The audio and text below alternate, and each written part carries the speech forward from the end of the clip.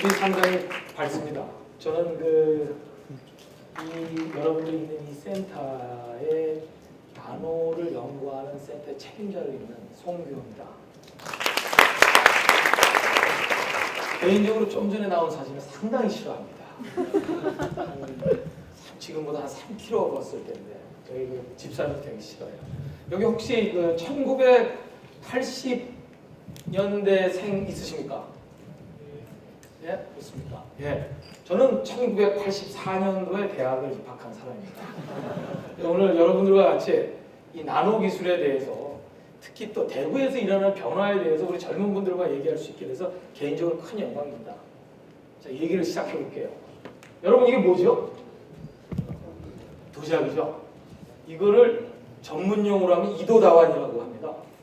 이도다완이라는 건 우리나라 말로 하면요 막사발이에요. 막사발. 막사발은 막 쓰는 사발을 막사발이라고 합니다.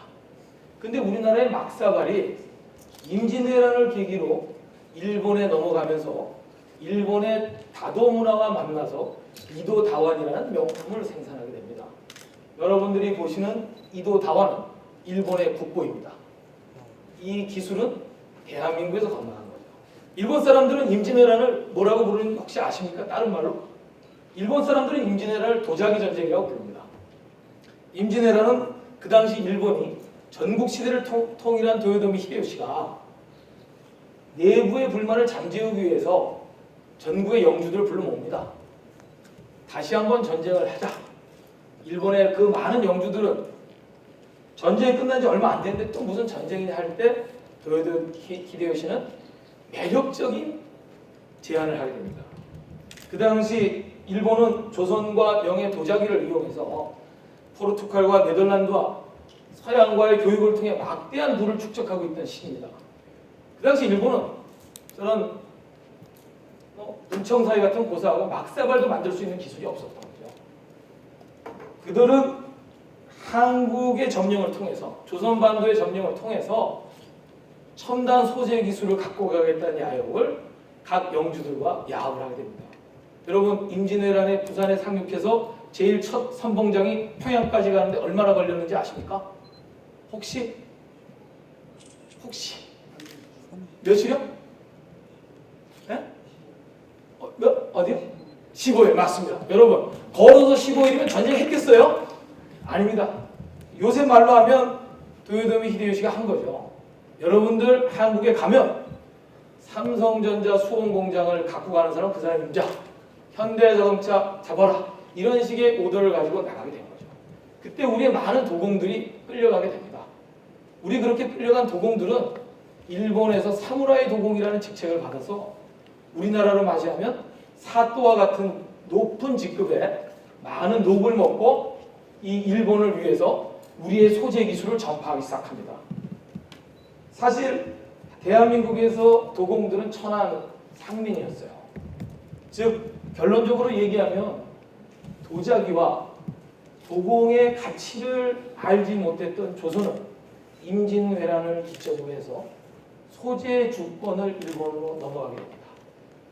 저는 오늘날 우리나라의 부품 소재가 일본의 쓰나미 한 방에 지금 모든 대기업들이 무너지고 있는 이 상황은 결국 오늘의 상황이 아니라 임진왜란으로 거슬러 올라간다고 생각을 해요. 그런 소재 기술을 오늘날에 와서는 우리가 어떤 용어로 좀 표현하냐면 나노 기술이라는 용어로 표현합니다. 나노 기술. 근데 대구에 여러분들이 앉아있는 이 센터가 나노 센터잖아요. 그럼 왜 대구에 나노 센터가 있을까? 여러분들이 살고 있는 대구는 근대 소재 기술의 대한민국을 일으킨 첫 번째 도시입니다. 여러분들 대구는 무슨 도시라고 그러죠? 산업적으로 얘기하면 섬유도시죠. 섬유도 소재입니다. 그 섬유에 나노 기술을 입히면 나노 섬유가 되는 것이죠. 그래서 여기 있는 센터가 어떤 역할을 하냐면 이런 나노 기술들을 여러분들의 오빠나 여러분들의 형이나 여러분들의 친구가 다니는 중소기업들한테 기술을 전파하고 기술을 이끄는 역할을 하는 데가 바로 이 센터입니다. 이 센터 여러분들한테 이 센터는 대한민국 정부와 대구시가 돈을 내서 낸 거예요. 여러분들 세금의 중요성을 오늘 처음으로 느끼고 있을지는 모르겠어요. 네? 여러분들 주변에 이렇게 쭉 지금 파란색으로 둘러싸여 있는 이거를 끝나고 하나씩 보십시오. 대구에 있는 모든 기업의 중소기업의 이름들이 여기 적혀 있습니다. 이 센터는 여러분들 그리고 우리 대구 시민을 위한 자리인 것이죠. 자, 그러면 제가 나노기술에 대해서 본격적으로 간략하게 소개를 드리도록 하죠. 나노라 그러면 여러분 그리스어의 어원에서 나노라는 말이 나왔어요. 10억분의 1입니다. 10억분의 1이라는 감이 안 오시죠? 제가 편하게 설명드릴게요. 지구의 직경을 1m라고 했을 때 1나노는 지구에 붙어있는 팔이 한 발입니다. 얼마나 작은 세계입니까? 과거에는 이게 신의 영역이었죠. 이쪽 화면을 한번 그렇게 해주시죠. 자, 이쪽을 좀 보십시오. 자, 1cm의 단위죠. 한번 더 들어가 볼까요? 이거는 1mm의 단위입니다. 또 한번 더 들어가 볼까요? 1마이크로메타가 되면 이렇게 되죠. 이때부터는 전자현미경이라는 독특한 장비를 사용해야 됩니다. 한번 더 들어가 보죠. 아, 이제 100나노가 되니까 뭔가 생각이 좀 달라져요. 한번 더 들어가 볼까요? 야, 10나노 가니까 이제 DNA가 보이기 시작합니다. 마지막으로 한번 더 들어가 보죠. 1나노가 가니까 어떻게 되냐면 DNA의 핵들이 보이기 시작하는 거예요. 한 번만 더 들어가 볼까요? 아, 여기까지가 지금 한계네요. 우리는 이런 나노를 가지고 연구를 하면 됩니다. 나노를 가지고. 자, 그러면 이런 나노가 어떤 의미가 있는지 한번 볼까요? 자연 속에 여기 자꾸 화면이 앞으로 이 연꽃이죠. 여러분들 그 지는 우리 그 더러운 연못에 핀 연꽃이 항상 깨끗하다고 보이지 않습니까? 그 이유를 동영상을 통해서 설명을 한번 드릴게요. 연꽃에 이제 물이 이렇게 떨어져 여러분 보십시오. 물방울이 퍼지지 않고 동글동글하게 묻히면서 이게 먼지를 제거합니다. 근데 이거 이유가 뭐냐면 가만히 이걸 살펴보면 연꽃잎 위에는 수많은 크기의 나노돌기가 있는 겁니다. 이 나노돌기가 떨어진 물방울이 퍼지지 않고 구슬같이 굴르면서 주변에 있는 먼지들을 제거하게끔 하는 자연적인 정화작용을 하는 것이죠. 잠깐만요. 예, 이거는 뭐 예를 들어서 우리 어떤 판에 나노돌기를 입혀놓고 먼지가 묻었을 때 물이 흘러다니면서 하는 상황이죠. 어때요? 씻겨지지 않습니까? 씻겨지고 있죠, 그죠? 네. 자, 다음 장면 한번 볼까요? 다음 장은 이거는 또 개코동화뱀 여러분 아십니까? 개코동화뱀이라는 거는 수직으로 올라가는데 전혀 미끄러지지가 않아요. 그 이유는 바로 개코동화뱀 발바닥에 있는 수많은 크기의 나노돌기가 접지면을 올려서 이렇게 하는 겁니다. 이걸 응용하면 이런 나노돌기가 있는 장갑을 만들면 우리도 스파이더맨 같이 벽을 탈 수 있겠죠. 이런 기술들이 보통 이제 어떻게 응용이 되냐면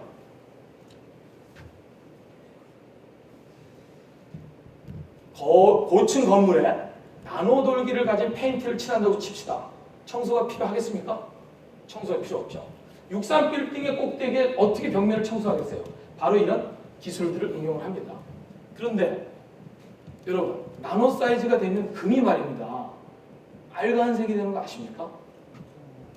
금을 나노 사이즈가 금가루가 13나노가 되면 빨간색이 됩니다. 제가 이거 화면을 좀 비춰주시겠습니까? 이거는 여러분들이 평소에 보는 구리입니다. 구리, 동파이프. 동파이프의 색깔은 보통 이렇죠. 이게 나노 사이즈가 되면 이게 검은색이 돼요. 그리고 똑같은 부피를 갖고 있습니다. 부피가 똑같임에도 불구하고 중량은 상당히 가볍죠. 즉 나노라는 것은 물질의 기본적인 성질을 완전히 바꿔놓는 세계입니다. 그러니까 나노 사이즈가 되면 금이 아닌 거예요. 이런 것들은 나노 기술을 이용해서 중세부터 이렇게 빛이 안에서 괜찮습니다. 빛이 안에서 비치는가 밖에서 비치느냐에 따라 컵의 색깔이 달라집니다. 여러분 유럽 여행 가보시면 웅장한 성당의 색채가 있죠. 거기도 유리 입자 안에 이렇게 금나노 입자들이 들어가 있는 것이죠. 이런 나노 입자를 가지고 페인트를 만들면요, 1나노미터 두께로 칠하면 여의도 전체 면적을 페인트 2통이면 다 칠합니다. 이건 뭘 의미하냐면 나노가 여러분들 우리 생활에 들어오면 에너지, 환경, 기술 모든 부분에서 획기적인 변화가 일어난다는 얘기예요. 그래서 우리 대한민국 정부도 지난 10년 동안 나노 기술을 위해서 열심히 노력을 해왔습니다. 근데 우리나라 나노 기술은 전 세계 몇이냐면 5위입니다. 전 세계. 근데 불행히도 4위와 5위의 차이는 5위와 100위의 차만큼 납니다. 그렇기 때문에 그런 건 기술자들의 목이 아니에요. 그런 부분들은 기술자들이 하고 우리 국민 모두가, 우리 대구에 있는 여러분 모두가 과학적인 상식이 올라가는 게 우리의 나노 기술을 올리는 방법입니다. 그럼 우리 대구 주변에 있는 그 나노 기술에 대해서 알아보죠. 여러분들 대구가 솔라시티인 거 아세요? 2013년에 세계 에너지 총회를 우리 대구에서 합니다. 여러분들 주변에 상당히 많은 태양셀을 보겠죠? 이게 지금 제가 보여드리는 그 태양전지 파입니다. 이 지역에 이런 태양전지 모듈을 만드는 회사가 13개 정도 있어요. 대구 경북에 제일 많습니다. 여러분들 직장도 이쪽이 많을 거예요. 그럼 이 안에 바로 이렇게 다양한 그 나노 기술들의 나노층들이 구성이 돼서 이걸 하나를 만드는 겁니다. 이런 걸 우리 재료하는 사람들은 디자인이라고 해요.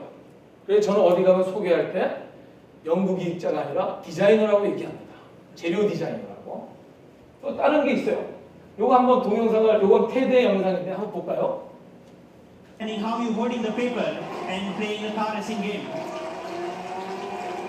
이 친구는 종이 위에다가 지금 게임을 하고 있는 겁니다. Many of you already must have thought, okay, you can 요거를 browse. 종이 Of course, you 위에서 can 검색을 browse 하고 있는 to 거죠. any website. So you can do all sort of computing on a piece of paper. 이것이 바로 터치 기술입니다. 여러분 스마트폰 다 갖고 있죠? 터치 하시죠? 그 터치가 어떻게 되냐면요. 그 여러분들이 쓰고 있는 이 터치의 아이폰의 표면 밑에는 나노 구조의 6개의 층이 들어가 있습니다. 이 층이 들어가 있지 않으면 여러분들은 터치를 경험할 수가 없어요. 여러분들이 누르는 건 단순한 터치고, 좀 전에 그 친구가 얘기했던 건 MIT에 나온 식스센스라는 회사를 만든 젊은 사업가의 사업설명합니다. 터치는 감성 터치라고 지금 표현하는데, 결국 지금 우리가 이렇게 만나는 물리적인 세계와 디지털로 나오는 디지털의 세계가 한꺼번에 함께 구현되는 사회를 가는 게 바로 감성 터치입니다. 유비쿼터스의 사회를 말하는 거죠. 여러분들이 어디에 있건 어느 순간에 있건 시간적, 공간적 제약이 없이 모든 디지털 세계와 물리적인 세계가 합일치되는 세상. 그게 바로 터치가 추구하는 세상입니다. 그런 터치를 연구하라고 이 센터에 앞으로 5년 동안 대구시와 정부가 1,000억을 투자를 하게 됩니다. 여러분들 대구에서 엄청난 일이 지금 벌어지고 있어요. 대한민국이 LCD, PDP 1등이죠. 이제 터치가 지금 몇 등이냐면 5등입니다. 그것도 또 5등이네. 근데 이제 4등과 5등의 차이가 얼마 안 나요. 여기서 우리가 1,000억이 들어와서 이런 터치를 만들면 충분히 선진국들을 따라잡을 수 있습니다. 자, 그럼 이런 터치가 궁극적으로 어떻게 될 거냐? 한번 돌려주실래요? 여러분, 아이언맨 2의 장면입니다. 물리적인 세계와 디지털의 세계가 혼재되면서 모든 정보가 손 안에서 나오는 이 장면. 멀지 않아 대구에서 일어날 장면이에요. 1,000억 가지고 될는지 모르겠지만 일단 시작을 할 겁니다. 1,000억 중에 뭐 저희 센터도 좀 많이 와요. 네. 자, 그리고 이건 우리 환경이고 여러분들 몸속에도 나노 기술이 들어가게 됩니다. 여러분들 몸속에 인공 후각, 인공 코, 인공 눈 이런 것들이 우리의 몸을 바꿀 거예요. 자, 이게 먼 미래가 아니라 지금 연구를 하고 있습니다. 이런 것들을 어디서 테스트한다고요? 여러분들 맨날 신문에서 보셨죠? 첨복 단지에서 이런 것들 임상 실험을 하게 됩니다. 그러니까 여러분들 주변에 있는 하나하나의 단지가 여러분들의 생활을 보다 풍요롭고 대구에 있는 젊은이들한테 보다 양질의 일자리를 제공해주는 그런 역할을 하게 될 날이 멀지 않았어요. 저는 마지막으로 이런 얘기를 합니다. 개발자로서 제가 항상 할 때 개발을 하는 게 꼭 능사만은 아니에요. 엔지니어들이 꼭 과학적인 걸로 접근을 하는 거가 등산 아닙니다. 우리 애플의 아이폰, 애플의 아이패드는 엔지니어가 개발한 제품이 아니에요. 디자이너가 먼저 개발을 했습니다. 디자이너가 개발하고 엔지니어한테 물어본 거죠. 이런 제품을 개발할 수 있겠느냐. 삼성의 갤럭시 S는 제가 갖고 있는 갤럭시 S나 우리 여기 디렉터가 갖고 있는 갤럭시 S가 똑같지만 애플의 아이폰은 송도의 아이폰과 여러분의 아이폰이 다를 겁니다. 그죠? 그런 창의력이 있는 연구를 해야 된다고 제가 말씀을 드리고 싶고요. 마지막으로 우리 대구의 젊은이들한테 제가 드리고 싶은 말씀이 있어요. 여러분은 대구에 삽니다. 대구는 조그만 도시죠. 근데 여러분들 혹시 크게 되고 싶다는 생각을 항상 하시죠? 크게 되려면, 성공하려면 남과 똑같은 방식으로 해서 절대 성공할 수 없습니다. 우리 베트남의 유명한 장군 중에 지압 장군이라는 사람이 있습니다. 이 사람이 왜 유명하냐면 지금 100살이에요. 이 사람이 유명한 이유는 미국, 프랑스, 중국을 다 이긴 장군이에요. 베트남은 이때까지 전쟁에 져본 적이 없습니다. 그걸 이 지압 장군이 다 했어요. 그 지압 장군의 유명한 어록이 있습니다. 당신은 어떻게 그런 전쟁을 다 이겼느냐? 당신보다 센 사람들과 어떻게 싸워서 이겼느냐? 그 사람은 세 가지 전략. 적이 원하는 시간에 싸우지 않았고, 적이 원하는 장소에서 싸우지 않았고, 적이 생각하지 못하는 방법으로 싸웠다. 여러분 똑같습니다. 대구의 조그만 도시에서 우리가 태어난 우리 젊은이들이 세계와 경쟁하려면 똑같이 MBA 따야 되고 똑같이 토익 점수 받아야 되고 절대 여러분들은 성공할 수 없어요. 오늘 이런 테드 컨퍼런스를 통해서 여러분들이 창의력 있고 좀 더 가치 있는 아이디어를 서로 공유해가지고 팀 플레이 해야지만 이게 대구가 잘 될 수 있습니다. 여러분들이 어른들은 보수 꼴통이라는 소리 듣잖아요. 여러분 어른들 빼고 이제 우리 새로운 우리 대구의 젊은이들이 앞으로 엔지니어들과 인문학이 합쳐가지고 좀 더 다른 방향으로 좋은 방향으로 나가길 부탁드리겠습니다.